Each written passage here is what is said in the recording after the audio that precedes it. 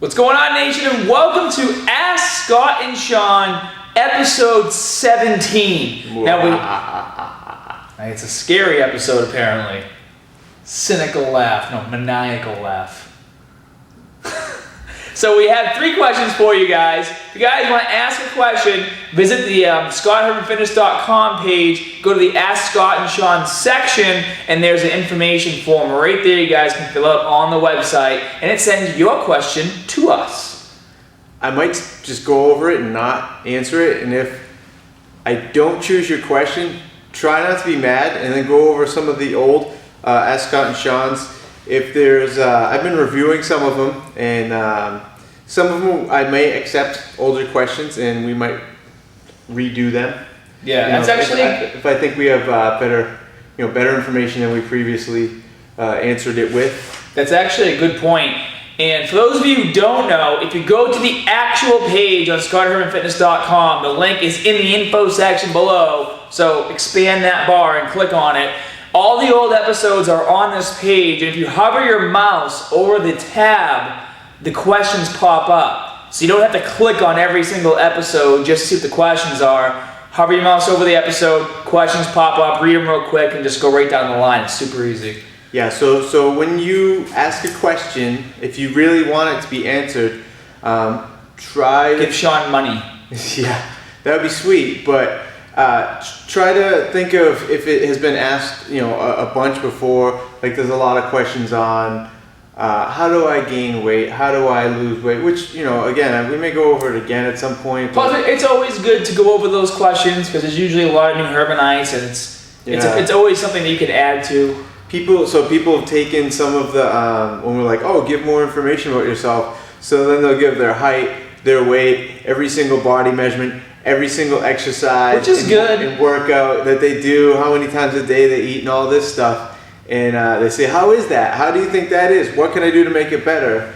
And though sometimes it is enough information for us to work with you personally, it's really not something I can just sit here and we can answer and say, well, if you change that pull-up to a bent over row, and then if you change that squat to a deeper, it's a matter of, you get into too many details at that point. So just think about your questions before you write them out, and ask yourself if it seems like something that may be a little bit different that we haven't answered before, or review some of the videos, or maybe go on the, sometimes on the Facebook you'll see a lot of the same questions and stuff. If you kind of scroll down, I know there's a lot of people on there now, but if you kind of scroll back, well, just a few 20 hours. Yeah, I'm hoping that the timeline doesn't kick in soon. Well, just think of it this way. The more specific you are with your question, the better answer you're going to get. And with that being said, let's go over question 1 from John Simon. And it's actually a lot to read, but it's going to be a very easy answer. But this is a good question. So John, thank you so much. John says, I am emailing wondering if you know the reason behind the gap found in biceps. I have found a picture on the internet and pasted the link here so that you know what I'm talking about. I'm just going to read it all through, and then we'll go over. And what we'll do is flex in like that real quick. Yeah. We're going to show what that. This is the gap he's talking about right here. So he has a little gap like that. So just so we know, Scott has that gap too. I have that gap too. We'll get to the answer after Scott's done reading through. He says, my arm is similar to the one in the picture where there is almost a 50% gap in my arm. Seems only some people have this weird muscle design. I have read the forum where I got the picture from, the forum, and seemed like the reason is genetics and they can't do anything about that. Some people also suggested doing hammer curls. Some people also said the peak of the bicep will seem higher for whoever got the biggest gap. But I'd rather have biceps that extend the whole length of the arm than a big peak. Yes, I do have this gap, 5.5 centimeters. And I hope there is some way to improve. It's funny that he measured. Yeah, he measured. It's cool. I like that. How big's your bicep? There is some way to improve the situation, as I hate. Yes, I know it is a strong word, but I seriously do hate it.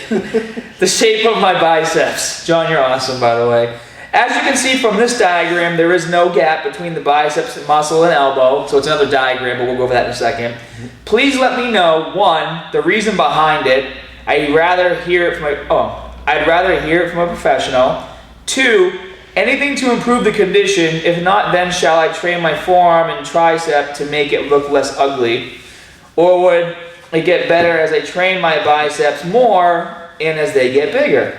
I don't want half my arm to be 15 inches and the other half to be like 9 inches. If this type of bicep has any side effect and reduces performance compared to biceps that extend the whole length of the arm, it is hard for people like us to do pull-ups and curls compared to an identical person with the same mass of muscle of their arm but have the bicep extending the whole length of the arm. He's asking a question that if it's going to hinder your ability to do exercises if your bicep's long or short. I ask you this as I fear there is too much stress on my elbow when I train. Might be because I'm trying to lift too much or bad posture. Many thanks, guys. John Simon. John. I'm going to put down this laptop for this question. John. So you're going to talk as I flex my bicep. So hold on. Where are you going? Just so they can see. Hold on. They can see the gap. Let's back up. I'm showing the gap. Pull back. So there we okay, go. John, we're giggling a little bit. We're not giggling at you.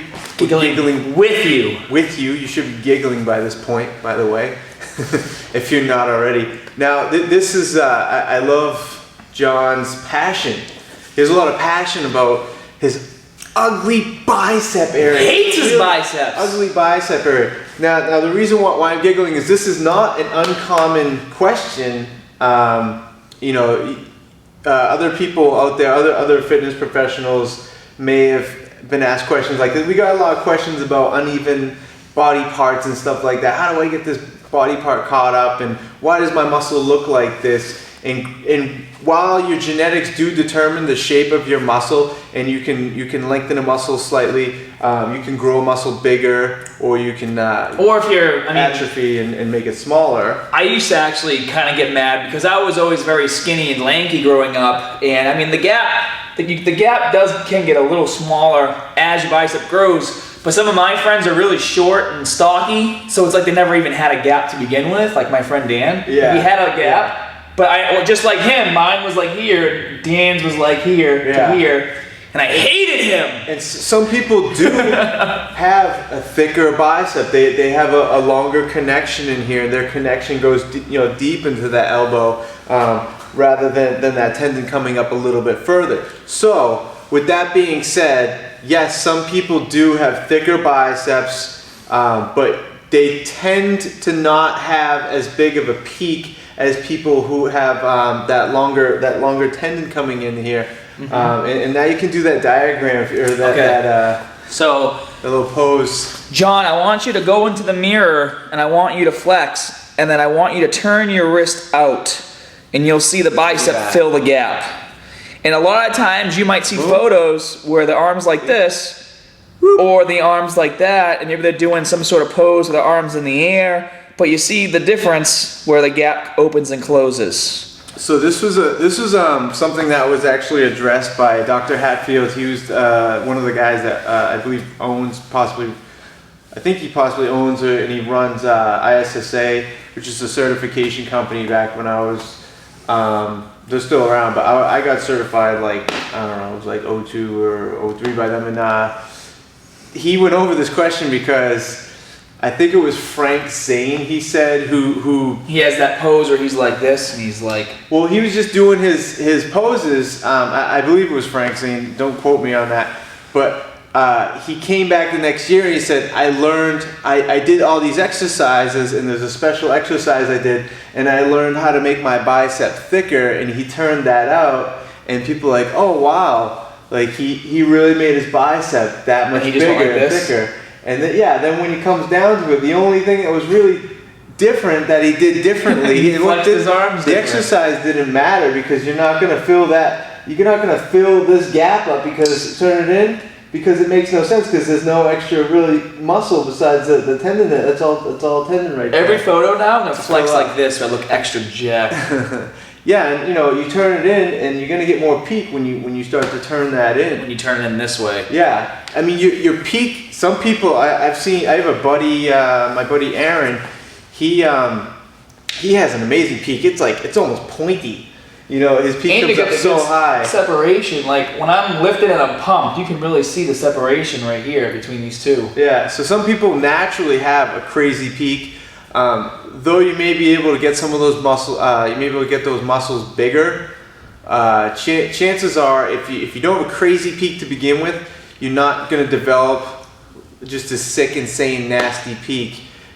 You might get it bigger. Yeah. Well, and John, as far as your arms hurting or your elbows hurting, it could be a form issue. I recommend maybe searching through on ScottHermanFitness.com. If you go to the body diagram and click on the actual bicep, all the bicep exercises pop up, and then maybe you can see if you're doing the right form. Just remember, if you're doing inside grip, you're working the outside of your bicep. If you're doing outside grip, you're working the inside of your bicep. And you can use that in your training regimen to make sure you're hitting both parts. And yes, hammer curls do hit the peak. Well, no, supinated alternating type of curl would hit the peak. Well, Zotman curl. Anything, Zotman curl, you go out like that, right? Zotman goes up, and then in, and then down. Yeah. But I've done hammer curls, and I've read that it helps hit the peak. I mean, hit the peak I guess it's, relative. Anytime you're in here, you're gonna be able to hit that outer head of the bicep more. As you're in here, once you start to turn the hand, and you'll feel if you grab a dumbbell, or even a light dumbbell, and you turn it over all the way, full supination, and you bring it up, you're gonna be able to contract that outside head even into the brachii area a little bit more. I like contracting my brachii area. If you start to straighten that hand out like this, so here to here, you're gonna be able to. You're gonna be able to contract that less, and you'll feel this a little bit more. I mean, chances are, if you really want to get the bicep bigger, just do more biceps work in general. Yes, you can hit, you can hit all of them. You can do like a reverse grip curl. I'll tell you what, since I started doing that 2-2-4 tempo, my bicep routine's gone down just to 2 exercises, and then sometimes I'll just change it each week. Yeah, your time under tension is increased. So John, maybe try doing like 2 bicep exercises. What I try to do is 1 outside, 1 inside, and then I've changed it. Like I do 2 totally different exercises the following week, and it feels awesome. But that 2-2-4 destroys my arms. I'm dead. By the time I get to the 3rd set and the last exercise, I can't even touch my elbow. Of course I can't touch my elbow. I can't touch my shoulder. I'm like this. As much as talking about biceps is annoying to me at this point in my life. People love talking about biceps a lot, but my personal preference, I haven't done biceps. It's been like a year now. Sean hates working the accessory muscles. No, I don't hate it, but you always get so mad whenever I mention biceps. I'm gonna start to throw biceps in a little bit more again. Not a ton, but just a little bit. But my favorite bicep movements was a supinated preacher curl with a dumbbell. And a type of concentration. There's different types of concentration curls you can do off the knee, and that's it's the stretch that you really get on it, and the full contraction that you can get while doing it. I tell you what, I really go like super heavy on hams. I was 65 pounds by the time I stopped doing those. Have you done a lot of standing double bicep cable curls when you're standing in the middle, going like this? That actually, believe it or not, because I pinch my shoulder blades really hard when I do that, helped take a lot of pain out of my shoulder. It's like I was hitting an area that never really got hit before. Yeah, well that retraction is it's gonna put you in a better alignment anyways. It feels good. I used to hate doing it, but I used to do it with my arms out here. I never used to pinch my shoulder blades. So when I started pinching them, everything started lining up, and it just feels so much better. Yeah. But I think that's enough. We should move on. Enough bicep talk, man. We're just so excited. Let me pick this laptop up. It's fun. Once you get going about that. John, further questions, please post on the Facebook page. We'll recognize your name. We'll be able to get to you, okay? So the next question is from Charlie Dickinson. Charles Dickson. Oh yeah, that's an author or something, right? Yeah. Charlie Dickson. Hey Scott and Sean, my name is Charlie Dickson and I am 16 years old and a junior in high school. I recently finished up my wrestling season a few weeks ago and was able to finish 3rd in state. Congratulations, man, that's awesome. Next year I hope to be a state champion, and I come to you too for some advice. Last off season I was lifting 4 to 5 times a week, generally with a rep range of 8 to 10 reps on my major lifts. I built a lot of muscle as a result and ended up hindering my performance on the mat come wrestling season. I was getting gassed very easily, and I also lost a lot of muscle from cutting weight from 147 to 138. My nutrition and supplements were in place during the off season, but I ended up throwing that out the window to lose weight faster during the in season. My question is, what should I do in this off season as far as my lifting routine and supplementation goes? My goal is to mainly increase strength and explosiveness while keeping my cardio up as well. A little hypertrophy is okay. For supplementation last off season, I used whey protein and a pre-workout in small amounts and I'll Explode 2.0. I currently weigh 149 and I would like to wrestle anywhere between 138 to 152 next year. 145 being the weight class in between. Thank you for your time and keep up the good work. Your videos have helped me a lot over the past few years. 152. That was my weight class in high school. Yeah. I like that class. I think I did 52s at some point. That's a big drop. I'm guessing you're pretty lean going from 147 to 138. Yeah. You know? He's lean as it is. That's the biggest thing with wrestling is you do all this work in the off season just to come to wrestling and your coach tell you he needs you to suck weight because he needs to win that weight class to get class out championship. And you can correct me if you think I'm wrong, but I'm starting to think the main reason why just kids in general who work out, they don't eat enough food, and that's why they're so short. They don't have enough nutrients and not getting enough food in them for their bodies to actually grow. Because I see a lot of wrestlers who basically just stop growing, and people try to say they stunt their growth because they're not they're working out. I think it's because they don't eat and their body can't recuperate, recover, and grow the way it's supposed to. How do you feel about that theory? This is a theory. I think it's genetic. I mean, if they have a pituitary problem or if something somehow gave them like a pituitary we should invent like a cloner and be able to just clone someone. Just clone humans and do testing on them. And then take that human. That's what cloning will turn into. When he's a freshman in high school, clone him. He's not a real human. He's just a clone. And then feed this one and don't feed that one as much, and we'll see if there's a difference. You know what? Science could be heading in that direction. And then we just kill the clone after 4 years. That's totally humane. He's not a real person. No, he's just a stupid clone. No, I mean, we'll never know. If you're in the future and you're a clone watching this, don't kill me. I'm really a decent guy. We'll never know really the answer to that because we can't go back in time and change things. But I always I'm from the future, by the way. Cutting weight in general is going to do things to your body, detrimental things. It's going to throw you off, especially when you're cutting all that muscle. And especially if you're wrestling, like, I notice a lot of the wrestlers who are like really good wrestlers, they would cut all this weight to drop down to a weight class, and then they would just be so tired and weak because they were spitting in water bottles all day, super dehydrated, like barely winning their matches on technique alone because their strength was out the window. It's the name of the game, man. It's the name of the game. You sign up for it. I know. I just don't like it. My question to Sam? Charlie. Is it Sam? Charlie? My question to Charlie is, would be, are you staying at the same weight class, or he wants to wrestle? Are you going to be going up a weight class next year? He currently weighs 149, and he wants to wrestle anywhere between 138 to 152 next year. His major problem and issue, because he said I think he lost a lot of mobility, flexibility. He lost mobility, flexibility, and his endurance went to shit. And so he was doing hypertrophy training. He was training like a bodybuilder, and that's a problem. And that happens a lot in high school. Kids don't know how to train the right way. They're not taught to train the right way, and then they just kind of follow some type of. They see a guy that looks good, and they know they should be doing some type of strength training, and then they end up getting into bodybuilding. But that's what everybody else is doing. Yeah, which doesn't apply if you're an athlete and doesn't really carry over too well. What I would recommend that he does is he should try maybe like our January jumpstart routines. Like those are high endurance, muscular endurance routines. I'd have to look through all of our stuff to be able to recommend something to him, but what I would overall recommend is that he does a cross training.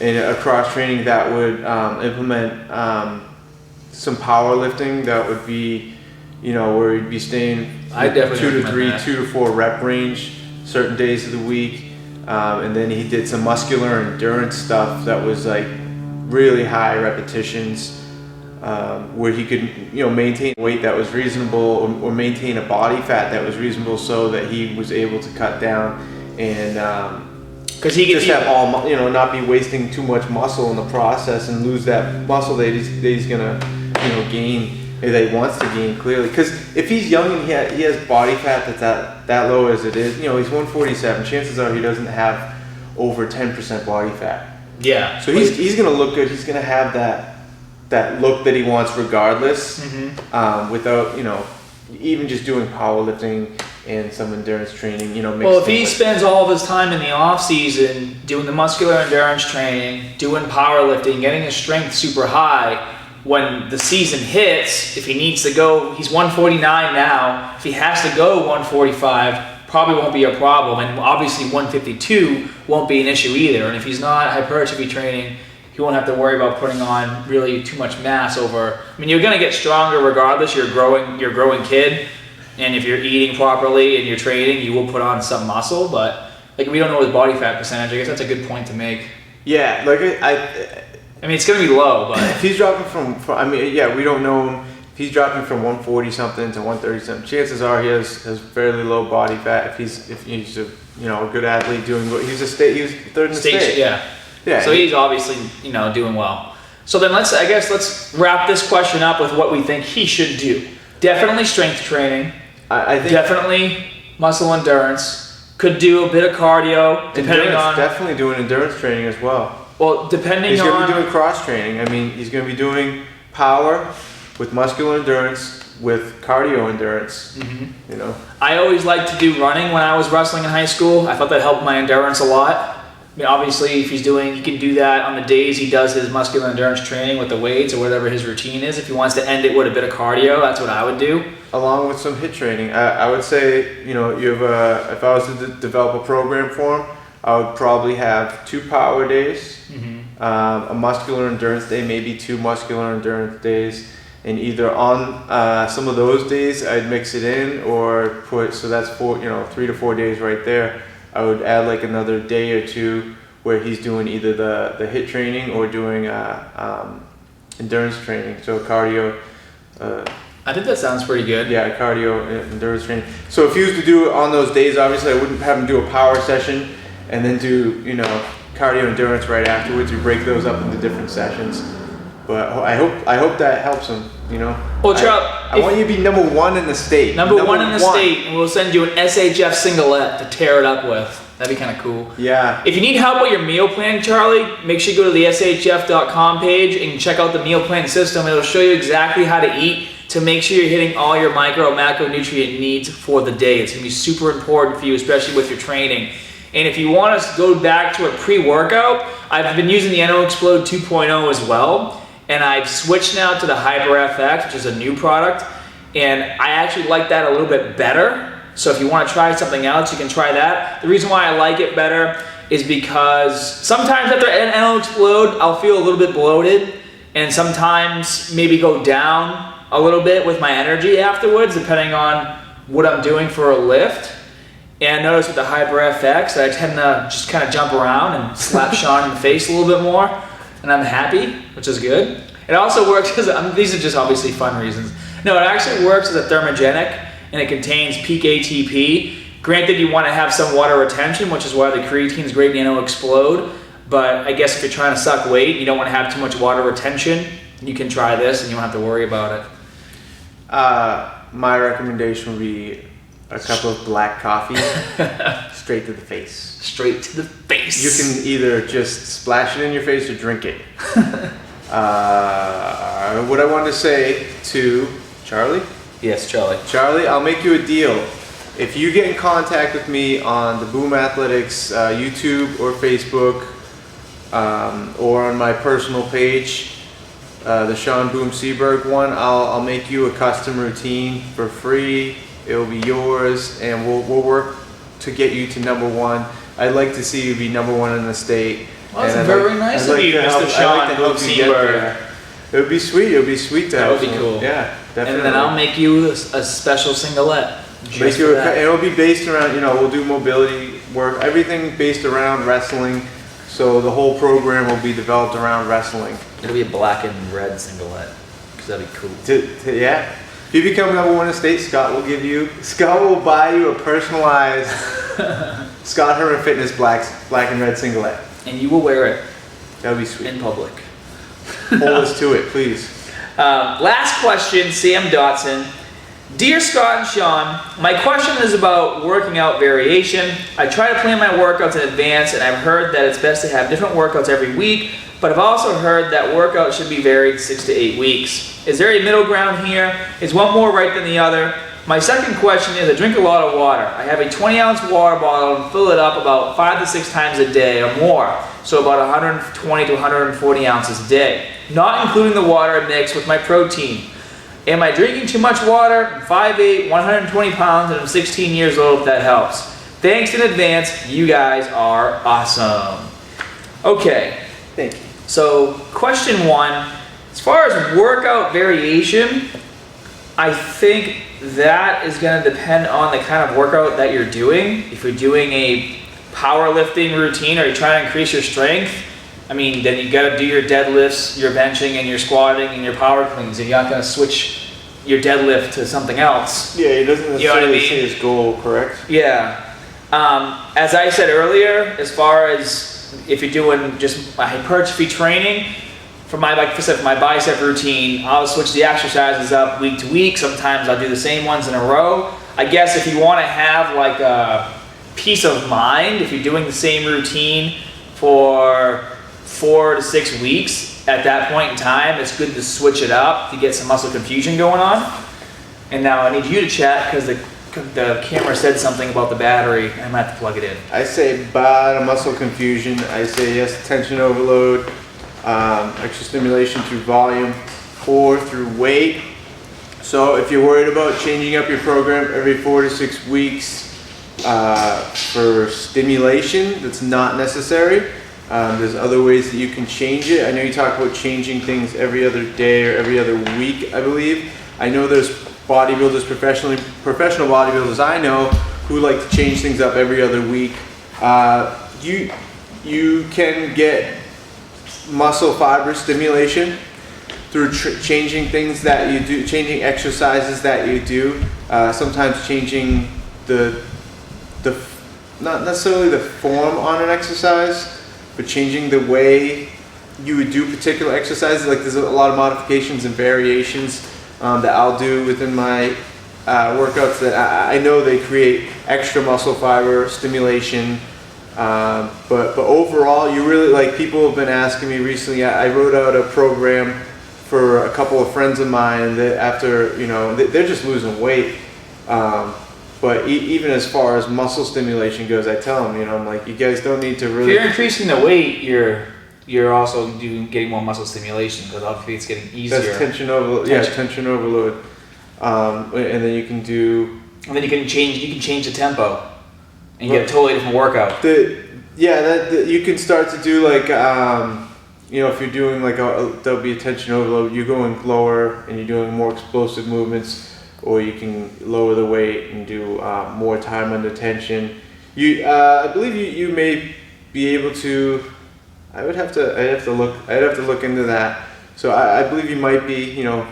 I can believe in unicorns as well, as some people would say, and it doesn't necessarily mean they're going to show up to my bedroom like I would want them to. I guess I don't want unicorns. Somebody watches too much Robot Chicken, so we'll move on.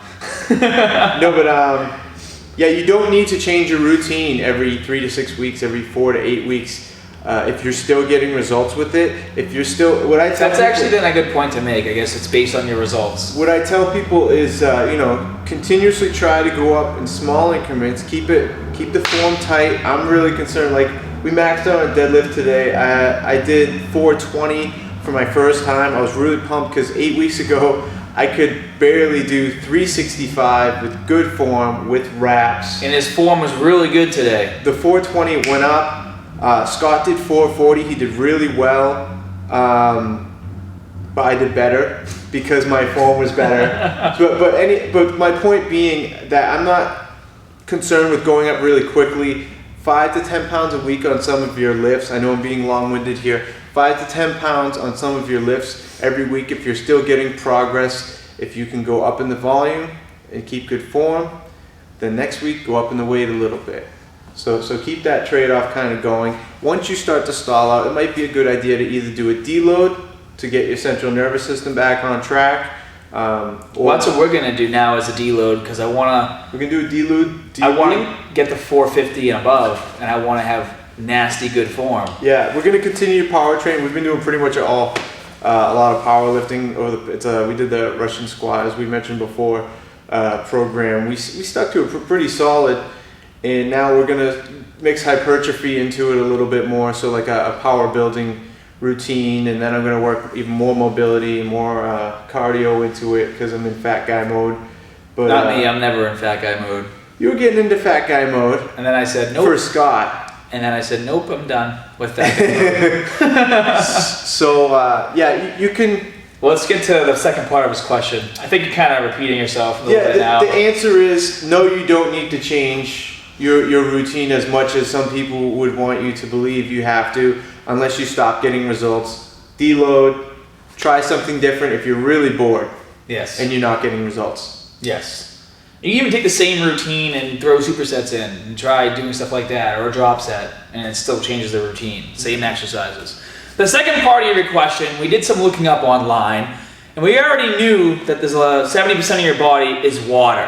And there's some averages that the US puts out that for adult males over the age of 18 should have 3.7 liters a day, which is about 120 ounces. And then females should have about 2.7 liters a day.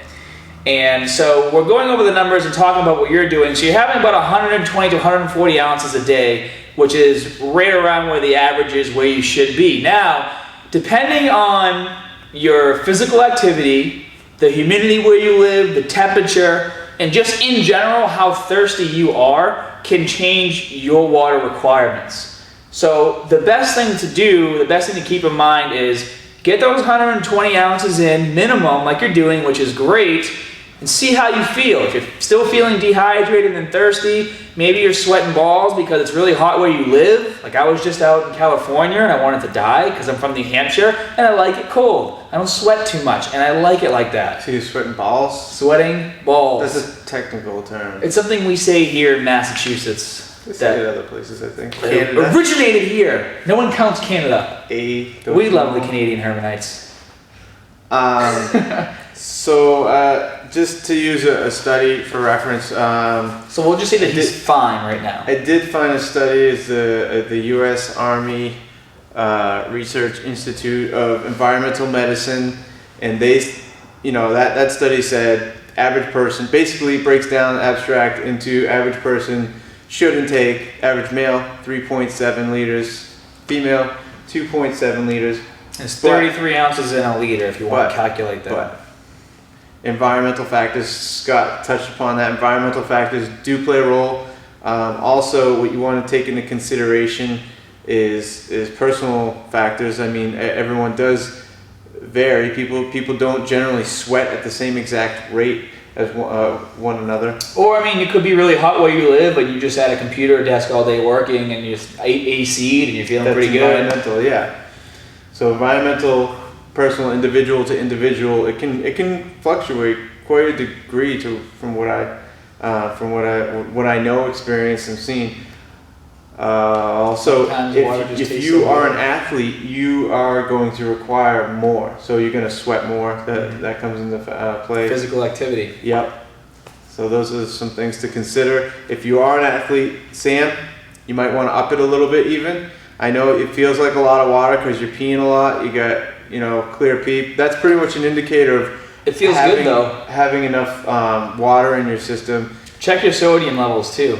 There's a rule of thumb that if you are peeing clear, you're in the clear. Yeah, you're in the clear. Well, with that being said, that concludes Ask Scott and Sean, episode 17. Unless there's one more, anything you want to add to this episode? 17. 17 episodes. 17 long-winded episodes of Ask Scott and We Sean. try to get short-winded, we just don't like to do it. What's short-winded? I never even heard that term before. I just made it up because I'm cool. So if you guys have questions, Sean's going to tell you where to go to ask them. I want to thank everyone for making it this far. If you watched any of these besides this one, even if you watch this one, I want to thank you guys for watching and even making it this far in the video. If you've made it this far in the video, I want to thank you for that. Hopefully you've had some fun. Maybe you're playing video games and listening at the same time. We don't care as long as you're listening and learning something. I want to say it's really fun to do this because I feel like it gives me a new opportunity to learn new things. Yeah, well, that's why I like it. And to do some fact checking of my own and make sure I'm not bullshitting around because it keeps us on our toes. It keeps us sharp. Yeah, I like that. Sharper. But this is probably like never gonna be sharp. Hitting the 35, 36 minute mark, so we probably have to end it. I'm like a tack that's been scraped along cement quite a bit. So we'll work with it. All right, guys. So if you have questions, visit the Ask Scott and Sean section on ScottUrbanFitness.com. Thank you for watching, and as always, more good stuff coming soon. Woo! See you guys.